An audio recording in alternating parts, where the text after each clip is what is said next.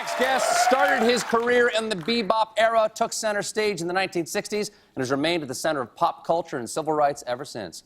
Please welcome Quincy Jones.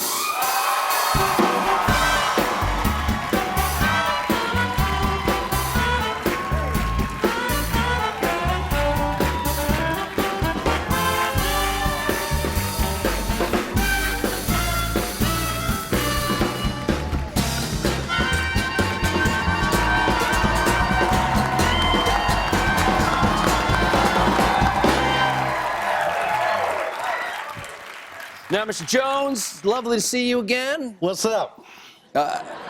Not much. What's up with you? What's not down?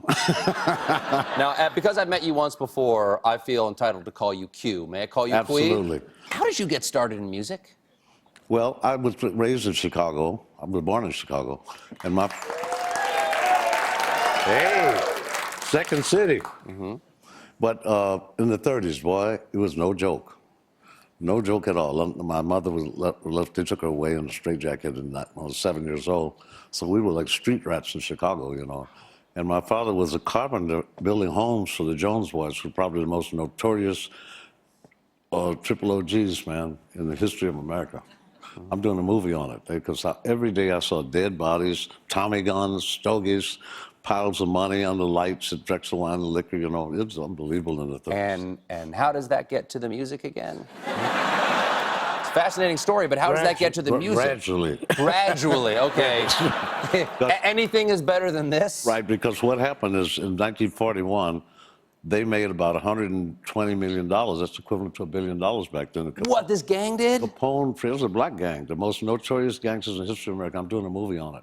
And we're producing a movie. I believe you. I would never challenge you on that. I would never challenge you on that, sir. Jones boys, you know, they are unbelievable. And I remember I cut his daughter's hair when I was 7 years old. She was 5 years old. She asked me to give her a haircut, and I cut all her hair off, and my daddy almost killed me. I said, do you know who her father is? You know, and they look like Sicily, you know. Yeah. Unbelievable. Yeah. Back to the music again. How... Because I've heard Chicago, I've heard about a lot of color. There's been a lot of local color in this answer. Gradual, though. Gradual. And so... But like, what was your first instrument? So they made that, I told you, all that money, and they ran, Al Capone ran them out of Chicago and sent them to Mexico. Really? Absolutely. Are there still, like, the descendant of that gang still there? Yeah, I've talked to the granddaughters last week. Wow. Yeah, they're beautiful, man. Really beautiful, elegant people. But he ran them to Mexico. And my father's best friend was Ted Burrow, who was one of them, notorious. They took 5 sawed-off shotguns to kill him. They were tough, man. Really? The 30s, man, in Chicago. And you think it's bad now? yeah. Okay, so was it a piano or? He's gradually getting to the music. Trumpet.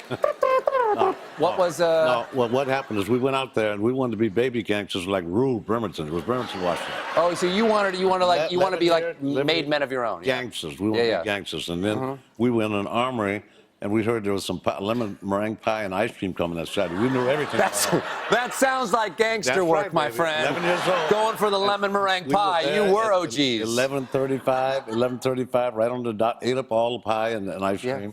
Had pie fights. And then we went around individually and broke in all the offices, right? Yeah. We were gangsters, man. It sounds like it. Oh, yeah. It does not sound like you are musicians yet. No. I've gotten there yet. I haven't gotten there yet. All right. I want to warn our affiliates. We might be going long. So after we ate up all the pie and had fights with it and everything, we went individually to different offices and broke into offices. And I went into Mrs. Ayers, the supervisor's office, and there was a spinning piano over in the corner.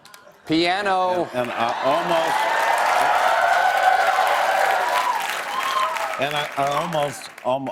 well, it was amazing.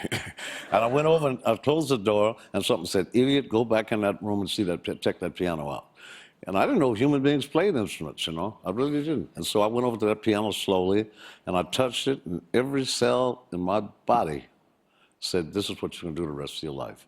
And so the next day I started to play sousaphone, tuba, euphonium, B-flat baritone, E-flat alto, French horn, trombones, trombones in the marching band so you can be next to the majorettes. So you made all kinds of music, and now you've actually got a way. I want to get this out here.